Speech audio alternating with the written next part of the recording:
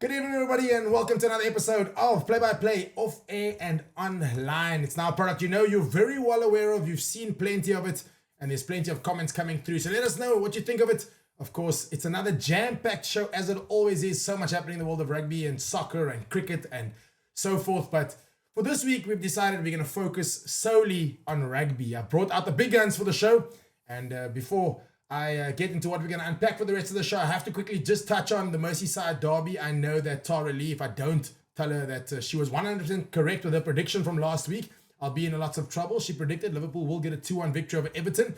So well done to Tara from last week, of course, getting it spot on with regards to her predictions. And of course, Manchester United, they came out and were victorious against the Chelsea, 2-1. So glory, glory, Man United. I know we don't talk about Manchester United very often on the show because it has been dismal of late, but every time they win, we're going to make sure we celebrate Man United's victories. Without further ado, let me introduce you to our guest. He is an esteemed rugby man. He knows everything that there is to know about rugby. He said to me that he's watched every minute of every game in the Rugby Championship, and because we're focusing on the Rugby Championship this week, I'm going to introduce to you Luke Jacobs. Welcome to Good Up FM's Play-by-Play off air and online, big guy. Amazing to be here. Thanks, Morgan. Not sure about every single minute, but extremely excited to be here, extremely honored to be here. So looking forward to the chat. Luke knows everything when it comes to rugby. Of course, plays fullback for Falls Bay. Unfortunately, they came up short in the, quarterfinals, semi-finals? Quarterfinals. Came up short in the Super League 8 quarterfinals against SK Warmers, who went on to lose in the semi-final against Villagers just a couple of weeks ago. But Luke knows everything about rugby, so we brought him on the show.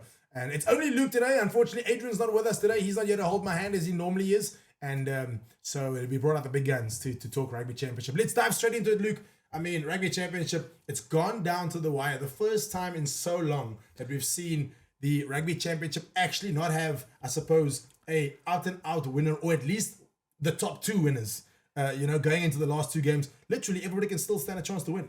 Yeah, definitely. I think it's actually quite amazing to see. If you look at the table, Australia leading the pack there with 11 points, and then South Africa and New Zealand on 10 points. So and Argentina actually faring quite nicely with 9 points. So probably one of the most competitive rugby championships we've seen in a long time, which is amazing. And it's going to come down to the wire in this last couple of games, which is cool to see. Actually, I think it's very competitive. Argentina no longer is one of those teams that don't travel very well, but you've seen them do really well, which is really, really cool. I mean, beating New Zealand and doing something really cool for their country. But then, I mean, I did listen to something and another podcast in the week just saying that we forget to look at the quality that Argentina have in their team.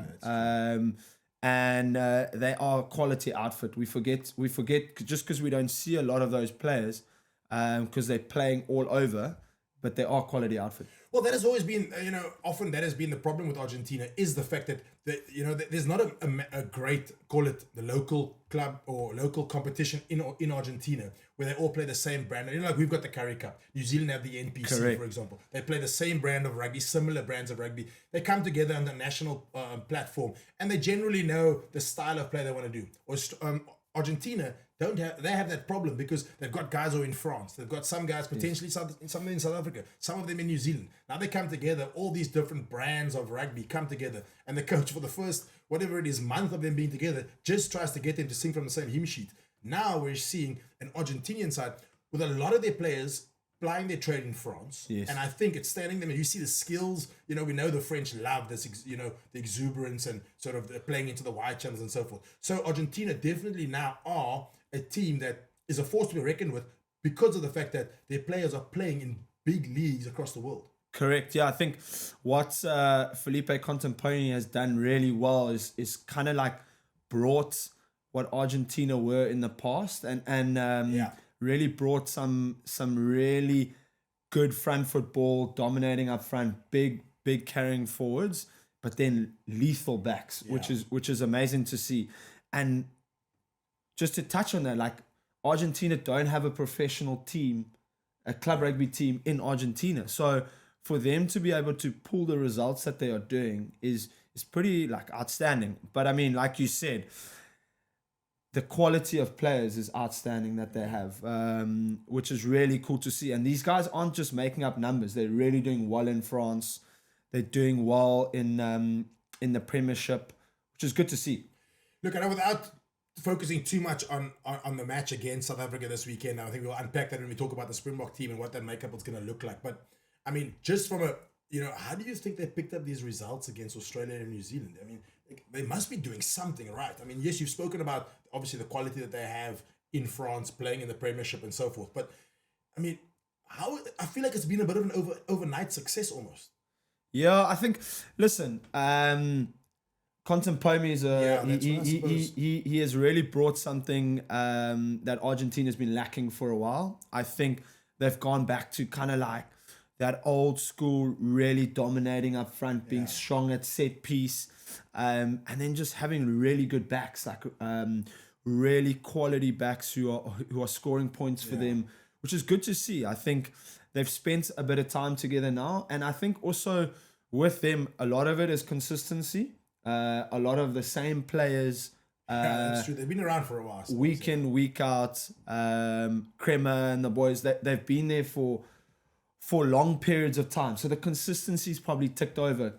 Very similar to the Springboks, the consistency's there. The guys have really just, we kind of know how we want to play. I think we're seeing a little bit of a different style in the Springboks now, but I think the go back to basics for the Springboks is still there, and it's very similar to Argentina. Look, let's just focus talking about good backs and explosive backs. I mean, Australia, I think they've been a bit of a surprise package this Rugby Championship, to be honest. I know they come off the back of a British and Irish Lions tour where I think it's probably the best warm-up I couldn't think of a better team to play. Not that the British Irish Lions tour is ever a warm-up, but I mean, they're the best prepped side coming into the Rugby Championship. They showed South Africa that in the first test match against South Africa, obviously losing the second. But where do you think Australia, I mean, how has their success come about, do you think? Yeah, it's actually crazy to think that, what is it, 8 months ago, they were with Eddie Jones, and there was a bit of a, I don't even know what to call it. They were with Eddie Jones and things weren't going well. They were at the World Cup, and it was crazy to see. We didn't think that we'd have an Australian rugby at the peak now at what they are. I think Joe Smith has really done a good job to come in and really sort of stick to and give. Also, what's key is that we do forget is that he's brought in some really key players like Will Skelton. Yeah, that's true. That's true. The guys have given him really good backbone, strong up front.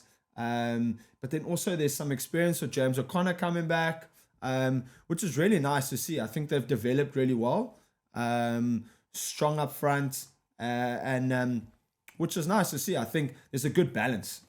Look, Australia haven't won at the graveyard, they call it, since 1986 against New Zealand. Do you think they honestly stand a chance? I mean, the All Blacks now coming off the back of a heavy defeat to the Boks.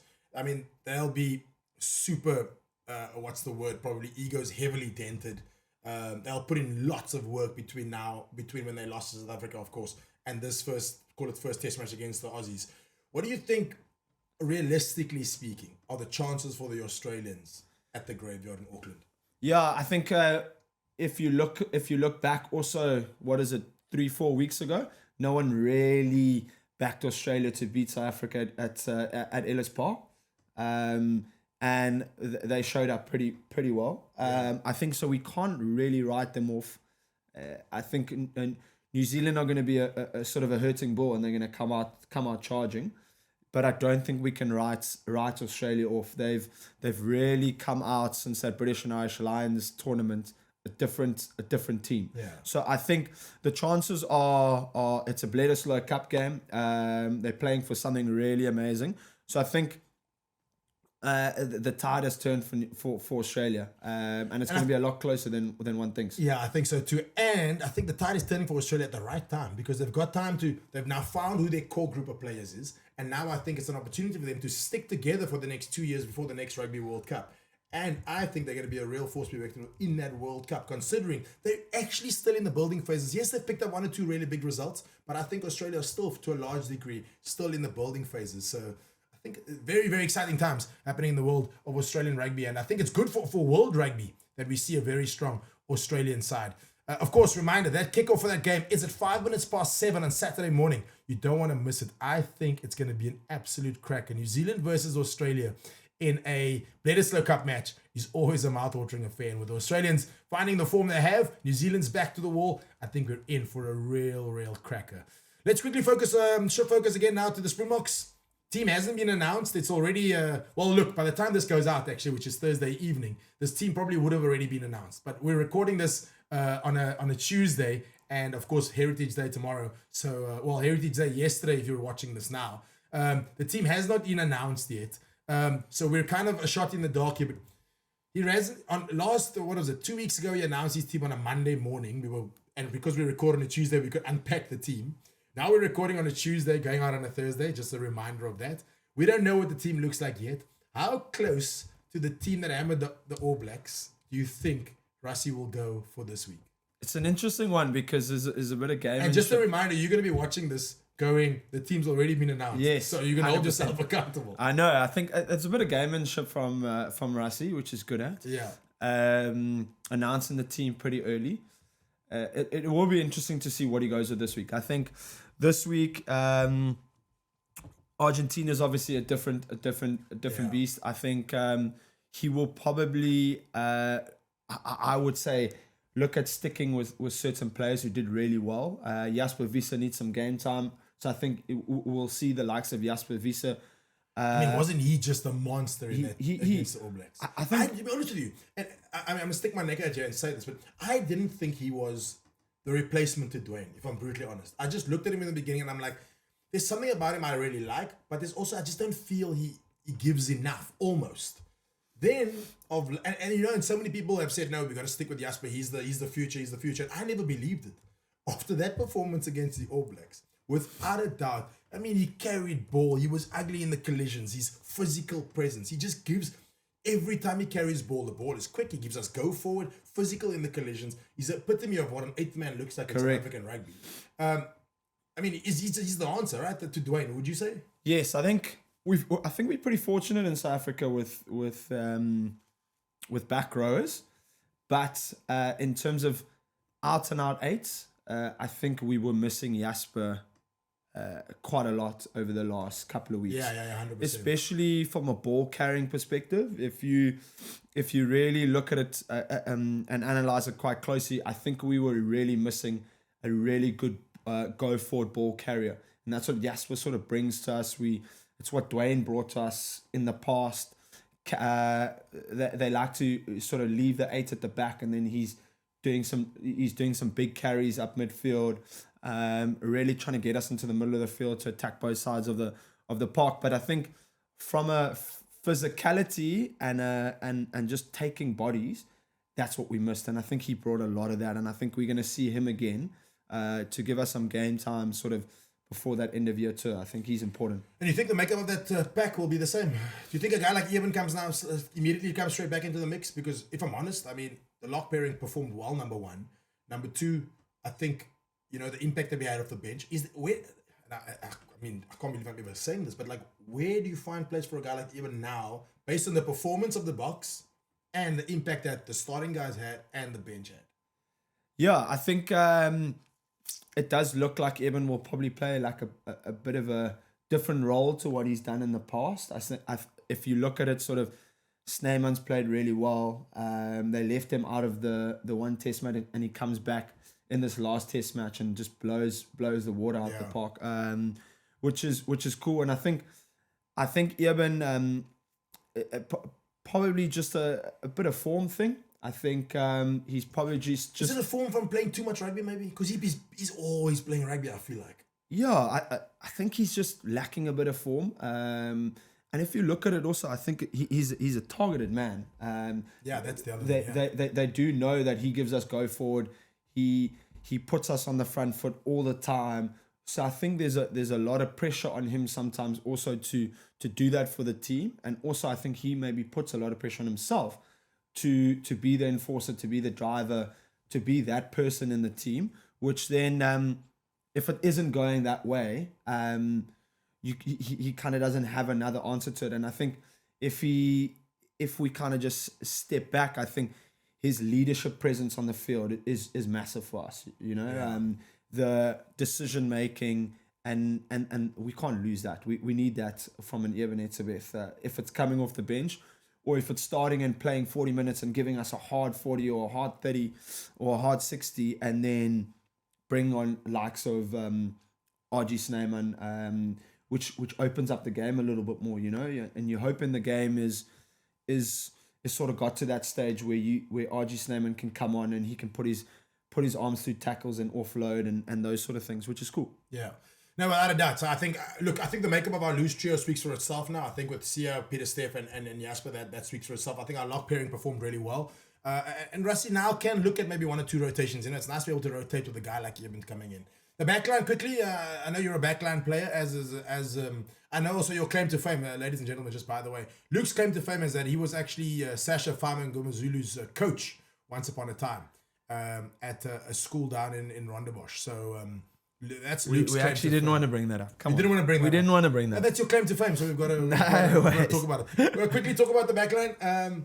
I'm a massive fan of Kobus Reinach at 9. I think he, not that I'm not a Grant Williams fan. I just think Grant Williams coming off the bench with his explosive power, his pace, that kind of thing is more effective for the box.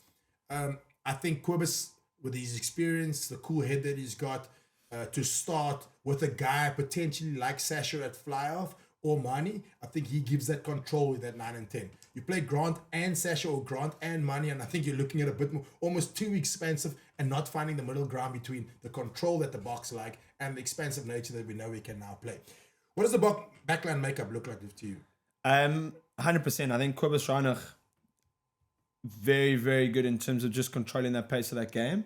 I think it's quite interesting because he was probably the Grant Williams before Grant Williams coming off the bench. Yes, exactly. Really being that guy who opens the game up, really fast, explosive around the breakdown, very nuggety around the breakdown and scoring loads of tries. Where he has now taken up a different role. And I think it's all about like complementing each other. I think, like you mentioned, is if Mani's gonna start, I think maybe a Corbus is there, maybe just to complement that sort of combination. And if Grant is playing, you probably want someone for Grant to sort of run around the breakdown a little bit more, and your fluff is maybe taking it a bit deeper in the pocket where he can sort of distribute. So like a Pollard is possibly that option. So you don't think you can play Mani and Sasha in the same match day 23? Match day 23, yes. Sasha and Mani. And then where do you put Pollard? Because you talk about Pollard coming off the bench with a bit more control. I don't think you can have all three of them playing. So this week specifically, where are you going? You have to choose 2 of the 3 probably, right? I think Sasha's probably going to be on the bench, and you have Mani have another crack with Quibus. So which means Pollard doesn't make the I don't think Pollard gets another crack. I think we know what Pollard brings us, and I think what we'll do is, my personal opinion is we'll see sort of what the youngsters can do for us, or the inexperienced guys, if we can call them that. I mean, I don't think we can call Mani inexperienced at this point, or Corbus by any means. But I know it's so funny you talk about inexperience. Sorry to interrupt you, but they were talking about the Bok backline being so inexperienced, and then I saw the amount of caps that exist in this Bok backline, and I'm going, that's not exactly inexperience. There's 30, 40 caps there. There's 15, 20 caps. Damien Willems has been around for a long time. Yes, he hasn't played every game, hasn't started every game. First time starting at 12. But two-time World Cup winner, Damien. Two-time World Cup winner. That's not inexperience. Correct. You know what I mean? Same thing. Yeah, two-time World Cup winner. There's a lot of double World Cup winners in that thing. And actually, folks, we're going to try and get Stephen Kitsov, who's also a double World Cup winner, to wrap up our rugby championship when the Boks take on the Argentina at Twickenham. We're going to try and get Stephen Kitsov in studio and chat to him a little bit about wrapping up the rugby championship for us. But just quickly, staying focused on the Boks. Center pairing speak for themselves. Do you like the look of Canan Moody? I think Damien Williams, after his man of the match performance, I don't think you're dropping him from 12. Or are you? Are you shifting him to 15? What do you think his best position is? And what do you think the makeup of that the 12, 13, 11, 14 is going to look like? And then who's 15? Because it's Apalele Fassi the answer. Just it's a good dilemma to be in. Spoiled for choice. It's a spoiled for choice. I was listening to another podcast, like I was saying earlier in the week, and they were saying is it a good thing? Is it a bad thing that we have so many options and that we're not giving guys enough game time? Which is another good question. Like, is Pollard getting enough game time? Is Andre Estesen getting enough game time in his primary position at 12? And then you think about guys that aren't there. Lucanio Makazola Mapimpi. We were talking about this the other day. Lucanio was the best outside centre in world rugby only a couple of years ago. Yeah, injuries obviously hasn't been in his favour. I think he's probably just trying to find his feet. But I do think Rassie and the guys do know the quality of someone that he can bring. We remember what he did in that Lions series was pretty special. For South African rugby, which is cool. I think the centre pairing would be good to see Damien Willemse again there. Canan Moody hasn't played 13 for the Boks a lot. I think it might have been like 3 or 4 times, maybe even less. It would be nice to see him again there. Do they go with a different centre pairing? I'm not sure. Do we see Jesse Krill come back into the mix, captain the team, and Siya Kolisi probably take a break? Maybe that's another option, which we haven't spoken about. Sia's played most of the rugby, so maybe he takes a back seat and Jesse comes in and takes the leadership. I'm not sure what the status is on Chesn Colby's injury. Is he fit to play? But yes, it's exciting to watch that guy play. It's at his age to come out and still do what he's doing at that level is electric. And then I think I was looking at a stat earlier a couple of weeks ago with the amount of tries that a guy like Curtly Orange has scored. So do you bring Curtly Orange back in or is he still out with injury? And you have a guy, Ethan Hooker was phenomenal. Really big boy, fast, getting us over the gain line, which is awesome to see. And then obviously the weekend special at the back, he's always, it's quite nice to see him come. Is he your replacement for Willie? And by weekend special he means Apalele Fassi, folks. Just so you know that he uses nicknames for some of them. I don't think we can say that he's a replacement for Willie yet. 100 cap Willie Leroux will be. I see Willie's just been called back to the squad actually till Wednesday, and then he'll go back to the Bulls and go play the URC this weekend, which I'm not quite sure what the reasoning is, but I mean, Rassie obviously has his ideas there. But Apalele Fassi. I think Apalele Fassi has shown us that he has the potential to play at that level. Definitely, I think he's given us the green light that he is a quality rugby player. But I think the most important thing is consistency. Can he do it for game upon game upon game? One guy that we have seen that is able to do that for us is Damien Willemse, who did that for us in the 2023 World Cup. So I think if we're picking our strongest Bok 15, Damien Willemse probably plays at 15. I know he's been struggling with a bit of form. Speaking of which, I think Apalele Fassi might have been injured actually. He might be out for this weekend. Yes. And if he's out, do they then go with Damien De Allende back to 12, Willemse to 15? That's potentially an option that the Boks could correct. I mean, that is potentially an option. But you never know with Rassie, you know. There could be... we also spoke about the fact that, sorry, now we're going on about this, but now we spoke about the fact that, you know, we can't go with Sasha, Andre, and Mani in the same team. But there is room to play Sasha at 15, play Mani at 10, and then Andre Pollard sits on the bench. Yeah.